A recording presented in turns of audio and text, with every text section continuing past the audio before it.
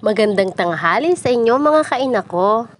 Tanghali na nga at nagluluto na nga ako ng pananghalian namin. Ay dahil nga naubos ang handa namin kagabi, kaya ito nagluluto tayo ng panibagong makakain. Sarili ko nga palang version itong niluluto kong kilayin. Iginisa ko nga muna una yung baga. Inantay kong pumutok-putok, tsaka ako nilagay yung laman, taba at tsaka yung atay. At nung nagisa na nga, inilagay ko yung pinaglagaan ng mga karne. Itinuro nga pala ito ng bayaw ko na taga Tarlac. Kapangpangan kasi siya. Mga kapangpangan masarap talaga magluto. Kaya willing na willing akong magpaturo. So ayan na nga, itilalagay ko na nga pala yung silver swan suka. Una kong ibinuhos yung nasa maliit na lagayan kasi medyo madami pa. At saka ako isinunod itong nasa malaking lagayan, nakakaunti na. Ewan ko ba bakit di pa ubos yung isa, bumili na naman. So ayan na nga at kumukulo na, dumating na yung pinabili kong paminta. I-check ko nga pala yan mga kaina, baka may bala pa ng stapler yan. Ay delikado pag yun ay nalunok mo, lalo na't puro mga bata ang mga kasama ko dito, ay may isip bata pala, charot. Ayan, inilagay ko na nga pala yung isa, at yan na yung pangalawa. Tatlo nga pala ang ilalagay ko dito mga kaina, kasi yung ina ko ayaw ng maanghang. So ayan, at minekos-mekos ko na nga pala mga kaina ko. Lalagyan ko nga pala to ng kahit kaunting asukal lang para espesyal.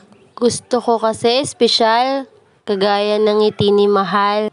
Binuhos ko na nga pala yung asukal. At saka ako na minekos-mekos ng minekos-mekos. Mekos mo na yan insan. Pagkatapos ng mekos-mekos yan, titikman na natin yan. Kukuha tayo ng konting sabaw, pero bakit nung titikman ko, meron na sumamang laman.